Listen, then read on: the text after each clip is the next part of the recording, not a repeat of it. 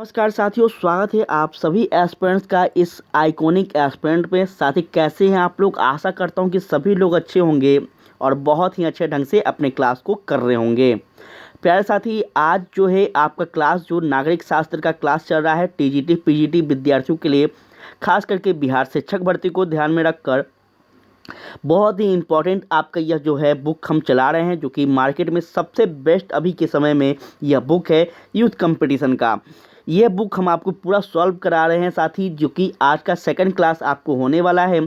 हम अगर बात कर ले प्यारे साथी कि यह जो आपका इस बुक की विशेषता की, तो आप यहाँ पे देख पा रहे होंगे कि अब तक नागरिक शास्त्र जो विषय है, इस विषय से अब तक जितने भी एग्जाम हुए हैं शिक्षकों से संबंधित, चाहे हम टीजीटी पीजीटी की बात कर ले, असिस्टेंट प्रोफेसर की बात कर ले, आपका DSSB की बात कर ले, नेट जीआरएफ की बात कर ले, एस्टेट की बात की जाए, या फिर हम केबीएस की बात कर ले, जितने भी महत्वपूर्ण एग्जाम हैं शिक्षकों से संबंधित, उन सारे एग्जामों में जो नागरिक शास्त्र से संबंधित क्वेश्चन पूछे गए हैं, उन सारे आपका यहाँ पे हम यहाँ दिखा रहे हैं। साथ में आपको उससे संबंधित जितने भी और भी कुछ टॉपिक हैं और भी कुछ व्याख्या हैं, वो भी हम आपको बता रहे हैं, जो कि आने वाले समय में बहुत आपको फ़ायदा मिलेगा।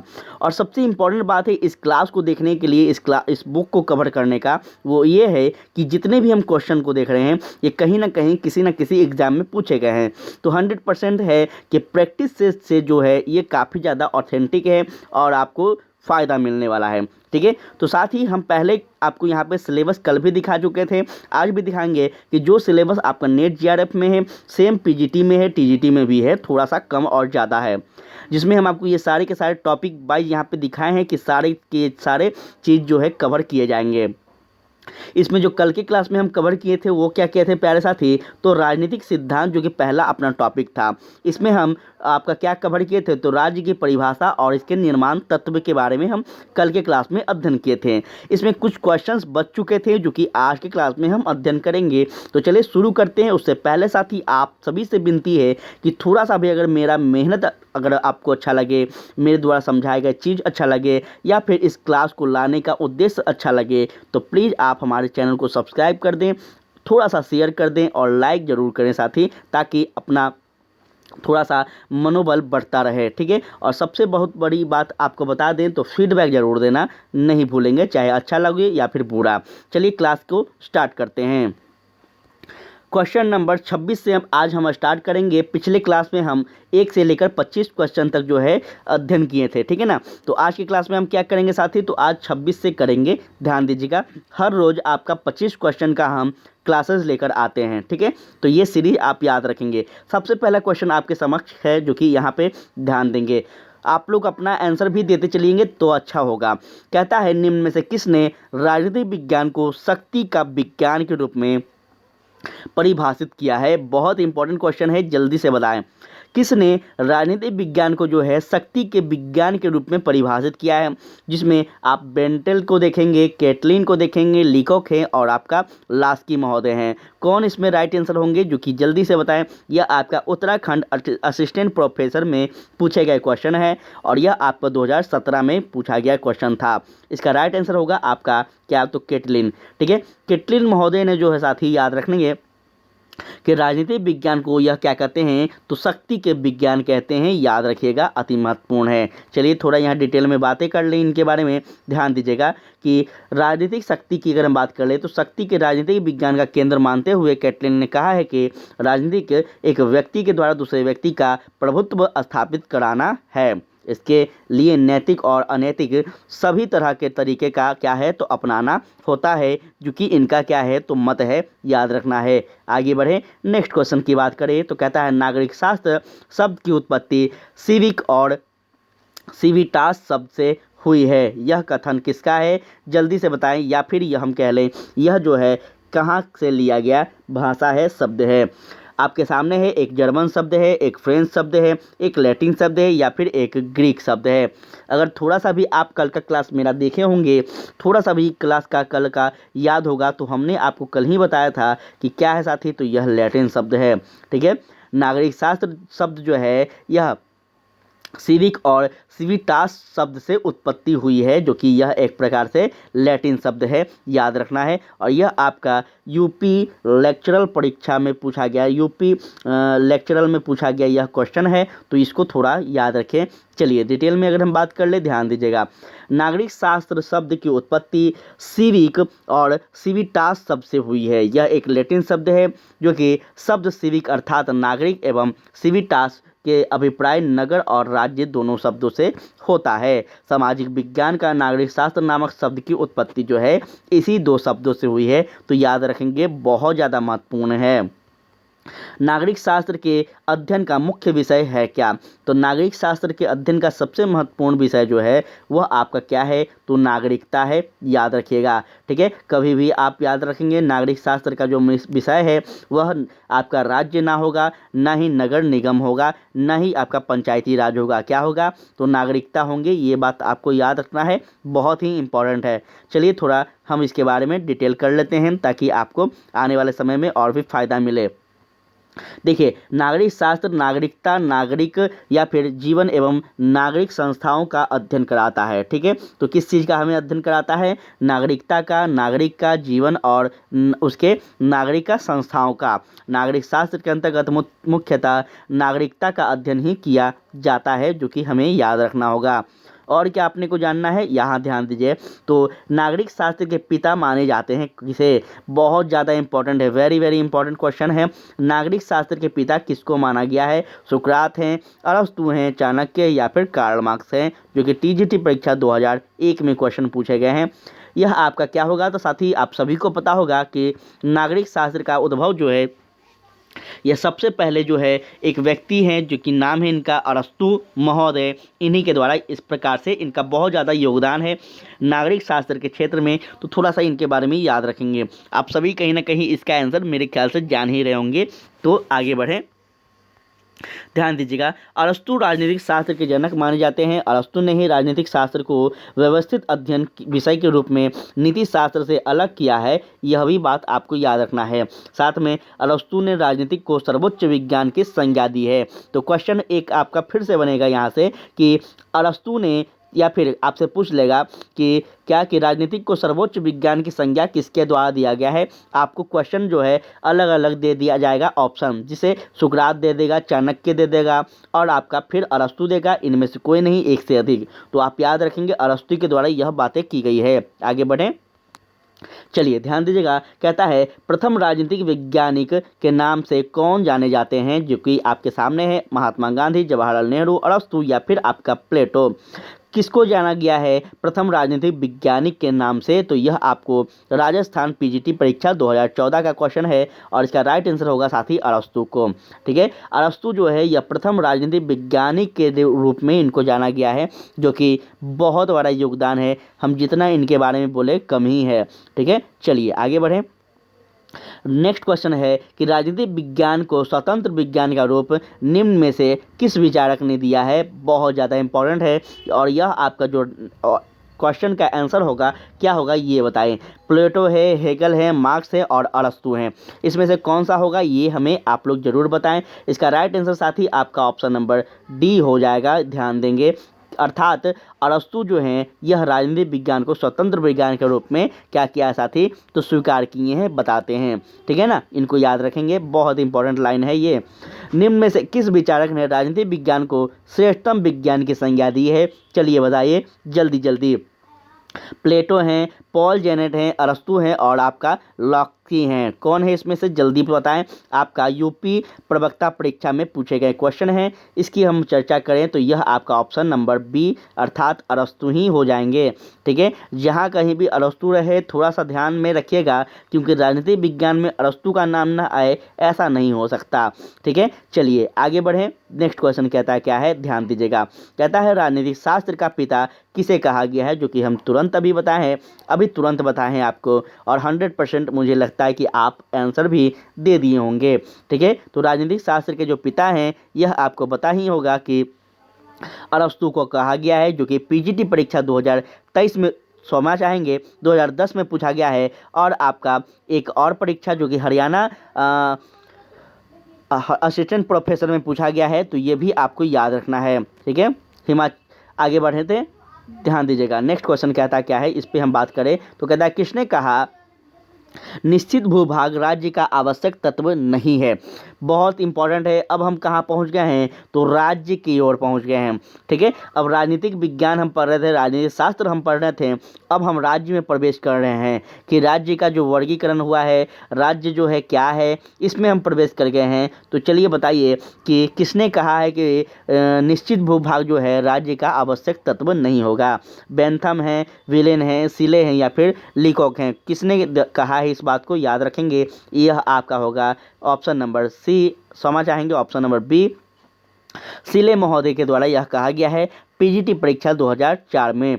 ध्यान दीजिएगा, राजनीतिक विज्ञान जो है साथी, यह सिले के अनुसार निश्चित भूभाग का या फिर निश्चित प्रदेश राज्य का आवश्यक अंग नहीं माना गया है। इस प्रकार का विचार लियोन डिग्विन, याद रखेंगे, एक और प्रमुख विद्वान आते हैं जिनका नाम है आपका लियोन डिग्विन के द्वारा तथा अंतर्राष्ट्रीय कानून के विद्वान हॉल द्वारा जो है भी व्यक्त किया गया था। तो 3 विद्वान के बारे में हम आपको बताए हैं। एक आपको कौन है, तो एक साथी आपका विचारक जो हैं वह आपका कौन है, जल्दी बताइए। इस प्रकार से आप लोग, तो सीले हैं, दूसरा कौन है, लोइन डेगवी है, और तीसरा व्यक्ति जो है साथी हॉल हैं। ये 3 व्यक्ति जो हैं इस बात को मानते हैं। इनके अनुसार क्षेत्र या फिर निश्चित भूभाग राज्य का अनिवार्य तत्व नहीं है। वर्तमान समय में राज्य निम्नलिखित अनिवार्य तत्वों को मानता है, जो कि हम आपको बता चुके हैं कि राज्य का कितने तत्व हैं, तो 4 तत्व हैं। इतना आपको पता होना चाहिए। आगे बढ़ें, चलिए नेक्स्ट अगर हम बात कर ले तो यहाँ चारों तत्वों की भी हम आपको बता ही देते हैं। सबसे पहला जनसंख्या, फिर निश्चित भूभाग, उसके बाद सरकार होता है, फिर संप्रभुता होती है। याद रखना है, बहुत इंपॉर्टेंट है। ये 4 तत्व जिसके पास भी हैं वह एक संपूर्ण रूप से राज्य के रूप में है, याद रखना है। निम्नलिखित में से कौन सा विद्वान निश्चित भूभाग को राज्य का अनिवार्य तत्व नहीं मानता है। आपके सामने फिर से वही सेम क्वेश्चन है, सेम ऑप्शन है, तो बता दीजिए सिले महोदय के बारे में। आगे बढ़ें, कहता है यह कथन किसका है कि बिना भूभाग के भी राज्य का अस्तित्व रह सकता है। तो जाहिर सी बात है भाई, यहाँ पे सिले महोदय ही होंगे। सिले महोदय का ही कहना है कि कोई राज्य जो है यह भूभाग के बिना भी अस्तित्व में रह सकता है। आगे चलें, नेक्स्ट क्वेश्चन क्या है। नेक्स्ट क्वेश्चन कहता है कि निम्नलिखित विचारकों में से कौन भूभाग को राज्य का अनिवार्य तत्व मानता है। फिर से आपका क्वेश्चन जो है बार बार देखिए कितना महत्वपूर्ण क्वेश्चन है। यूपी से लेके हम बिहार की बात कर ले, उत्तराखंड की बात कर ले, सब जगह यह क्वेश्चन दोहराया गया है। तो ये थोड़ा इंपॉर्टेंट क्वेश्चन है। और हमारे लोग को अगर हम बात कर ले तो इस जो प्रीवियस ईयर क्वेश्चन बैंक होता है, सॉल्व पेपर जो बुक होता है, इसको पढ़ने से यही अपना जो है साथी सबसे पहले क्या होता है, तो एक सॉल्व होता है, डाउट क्लियर होता है कि किस क्वेश्चन का लेवल कितना है और कितने बार एग्जाम में पूछा गया है। मुझे उम्मीद है कि आप सबको यह बहुत अच्छा लग रहा होगा। निम्न में से कौन सा विद्वान भूमि को राज्य का आवश्यक तत्व नहीं मानता है। तो साथ ही जाहिर सी बात है, इसमें आपका कौन से आएंगे, तो एक तो हॉल आएंगे 100%, और कौन आएंगे जल्दी बताइए। और कौन आएंगे, हॉल तो आएंगे कंफर्म है, उसके बाद डिग्वी भी आएंगे, यह भी कंफर्म है। मतलब 2 आंसर यहाँ सही हो रहा है। मैकाइवर नहीं आएंगे और स्पेंसर नहीं आएंगे, लेकिन 2 व्यक्ति जो हैं 100% आएंगे, जो कि टीजीटी परीक्षा 1999 की क्वेश्चन है। और इसका आंसर जो है यहाँ पे बुक में भी सही नहीं माना गया है, तो यहाँ पे थोड़ा याद रखेंगे आप लोग, ठीक है ना। इसका आंसर जो है इसका सही नहीं माना गया है, लेकिन हम 100% आपको बता रहे हैं जो सही होगा यहाँ पे याद रखेंगे। चलिए थोड़ा इसके बारे में हम डिटेल व्याख्या करते हैं ताकि आपको समझ में आए। ध्यान दीजिएगा, 4 राज्य, ठीक है, राज्य के 4 प्रमुख आवश्यक तत्व जो कि हम आपको बताए हैं, जनसंख्या, सरकार, निश्चित भूभाग और संप्रभुता होना चाहिए। लेकिन कुछ विद्वान जैसे सिले आते हैं, डिग्वी आते हैं, डिग्विट आते हैं, हॉल आते हैं, ये कुछ आदि विद्वान हैं जो कि भूमि के राज्य के आवश्यक तत्व नहीं मानते हैं। ठीक है, विकल्प में हॉल और डिग्वी जो है ये दोनों क्या हैं, तो ये दोनों विकल्प चयन संभवतः नहीं है, क्योंकि विकल्प ए और डी दोनों सही है। ठीक है, तो हम आपको क्या बताएं, विकल्प ए और डी बताएं ना अभी, तो इस प्रकार से याद रखेंगे। आगे चलें, नेक्स्ट क्वेश्चन कहता है निम्नलिखित में से किसने भूमि को राज्य का आवश्यक तत्व नहीं माना है। अति महत्वपूर्ण क्वेश्चन है और बार बार क्वेश्चन का जो तरीका है, एक ही क्वेश्चन बार बार पलट पलट कर पूछे जा रहे हैं। इससे आप समझ सकते हैं कि क्वेश्चन जो है एग्जाम में किस तरह से पूछे जाते हैं। क्वेश्चन कहीं आसमान से नहीं आता है, फिर से हम आपको बता रहे हैं, क्वेश्चन कहीं आसमान से नहीं आता है और ना ही क्वेश्चन का उत्पत्ति होता है। ठीक है, जितने सिलेबस है, जितने अब तक पूछे गए हैं, उसी में से इर्द गिर्द घूमते रहता है, तो बस उसको आप लोग अच्छे से बना लीजिए। ठीक है ना। चलिए, तो इसका राइट आंसर क्या होगा, तो वह आपका डी हो जाएगा। वी क्या, तो ऑप्शन नंबर डी, साथ ही बिलो वी। ठीक है, जो कि आप देख पा रहे होंगे, बार बार ये क्वेश्चन आपका यूपी प्रवक्ता परीक्षा में पूछा गया है। ठीक है, आगे बढ़े। चलिए, ध्यान दीजिएगा, बिलोबी ने भूमि को राज्य का आवश्यक तत्व नहीं माना है। सुकरात, प्लेटो और अरस्तु ने राज्य के विभिन्न अंगों का विस्तार से वर्णन नहीं किया है। ये भी बातें आपको याद रखना है। ये तीनों जो हम कह ले, तीनों एक दूसरे क्या हैं, तो ये सुकरात प्लेटो के गुरु हैं, प्लेटो अरस्तु के गुरु हैं, और ये तीनों के तीनों जो व्यक्ति हैं, इन तीनों के द्वारा जो है विभिन्न राज्य के विभिन्न अंगों का जो विस्तार है, इसका वर्णन नहीं किया गया है। ये भी थोड़ा आप लोग याद रखेंगे, कभी पूछ लिया जाए तो थोड़ा सा पहले से प्रिपेयर रहिएगा। अगर आप इस बुक को कवर कर लेते हैं पूरा 100% की मैं बात कर रहा हूँ, याद रखेंगे, तो 100% आपको क्या बता रहे हैं कि बीपीएससी शिक्षक भर्ती 2.0 में आपको कोई पीछे नहीं छोड़ सकता है आपके विषय में, क्योंकि मुझे पता है कि बीपीएससी का जो दायरा है कहाँ तक है। 100% हम आपको बता रहे हैं। वो जब भी बदमाशी करता है बच्चों के साथ, वो कहाँ करता है, तो जीएस में करता है। ठीक है, जीएस में वो आपको फंसाएगा, याद रखना है आपको।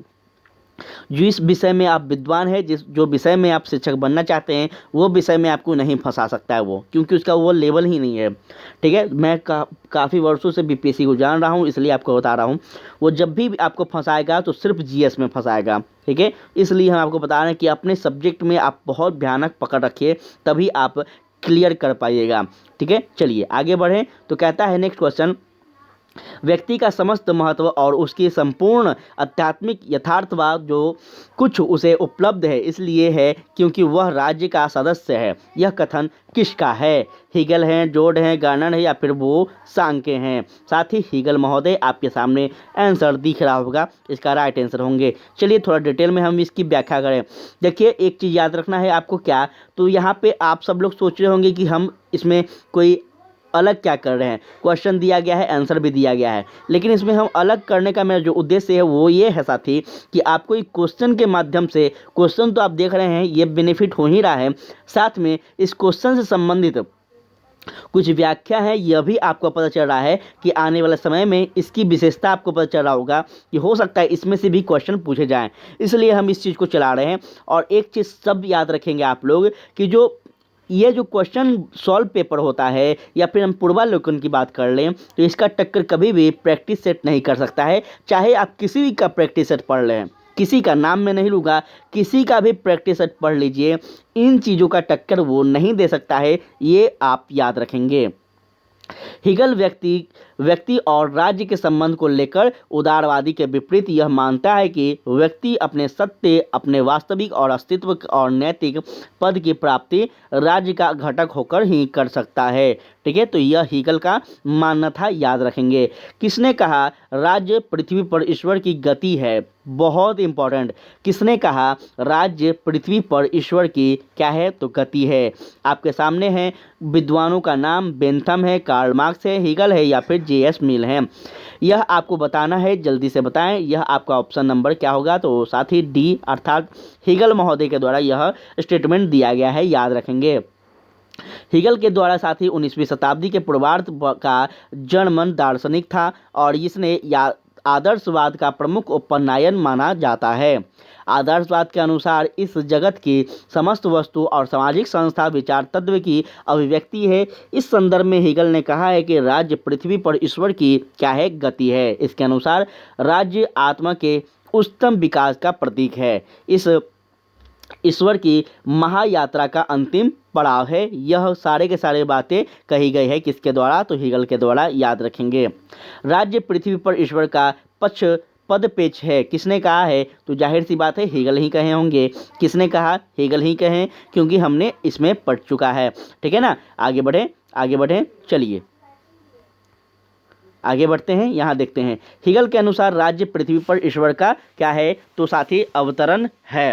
हीगल ने अपनी पुस्तक द फिलोसफी ऑफ राइट, बहुत इंपॉर्टेंट है, द फिलोसफी ऑफ राइट में कहते हैं, ये इस बात को याद रखना है, जिसमें राज्य को मानवीय चेतना का विराट रूप कहा गया है। हीगल के अनुसार राज्य चेतना का साकार प्रतिमा है और इसलिए राज्य का कानून वस्तु परम चेतना का मूर्त रूप माना गया है। ठीक है, आगे बढ़ें तो याद रखेंगे कि जो कोई कानून का पालन करता है वही स्वतंत्र है, यह भी कहा गया है। इस प्रकार हीगल ने निरंकुश राज्य का समर्थन करते हुए व्यक्ति को विरोधी का अधिकार नहीं दिया है।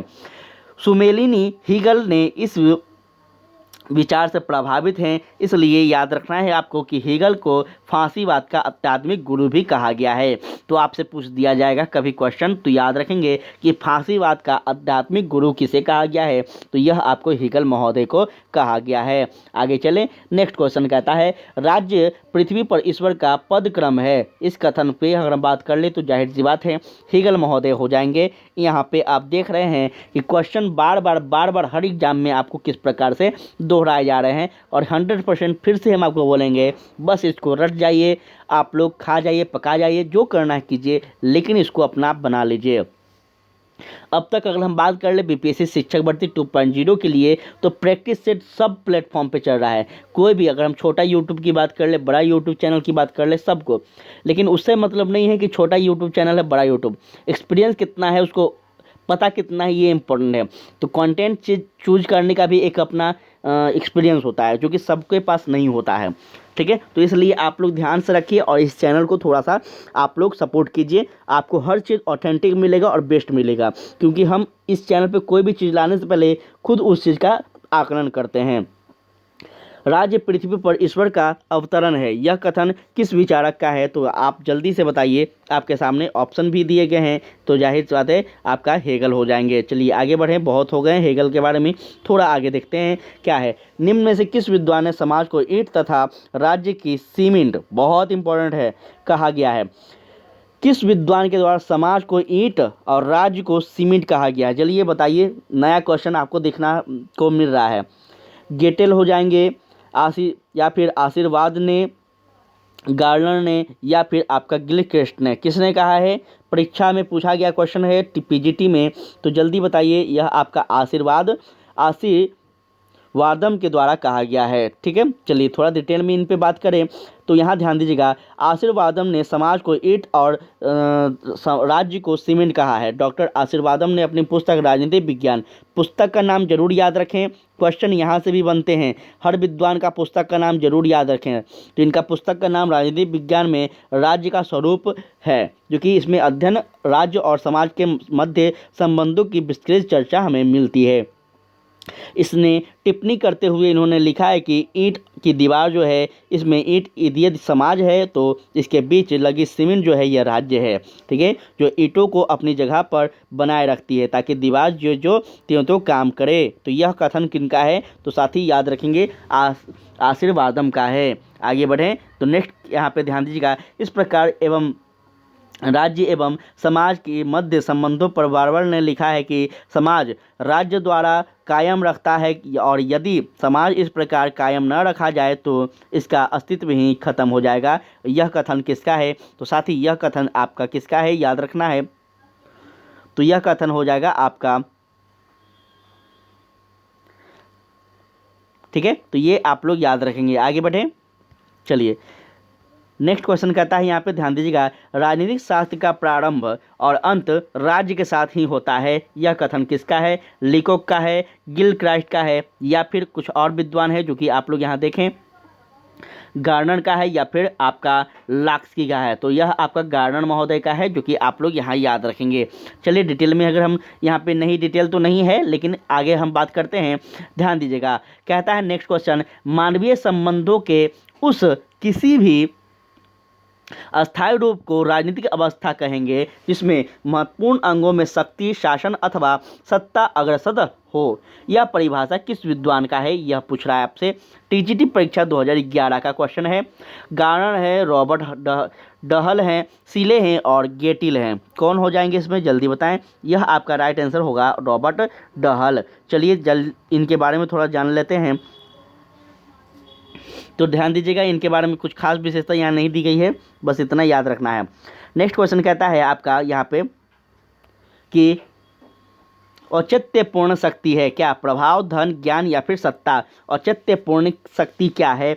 तो यह आपका हो जाएगा ऑप्शन नंबर डी, सत्ता। सत्ता जो है यह क्या है? तो औचित्यपूर्ण शक्ति है, क्योंकि सत्ता के निर्णयों का लोग जो है संभवतः पालन करते हैं, क्योंकि इसका आधार जो है वैधता माना गया है।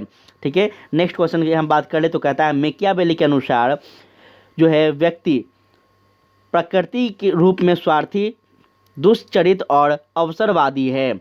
नेक्स्ट है व्यक्ति प्रकृति के रूप में सामाजिक है, व्यक्ति अच्छे और बुरे पर सम्मिश्रित है, इनमें से कोई नहीं। या फिर आप लोग बताइए कौन सा क्वेश्चन का आंसर हो जाएगा। ऑप्शन नंबर ए क्या है? तो मैकियावेली के अनुसार हो जाएगा व्यक्ति प्रकृति के रूप में स्वार्थी है, दुष्चरित्र है और अवसरवादी है। यह कहते हैं मैकियावेली, याद रखना है। हॉब्स की भांति मैकियावेली ने भी अपनी प्रसिद्ध कृति द प्रिंस में मनुष्य के बुरे स्वभाव का चित्रण किया है।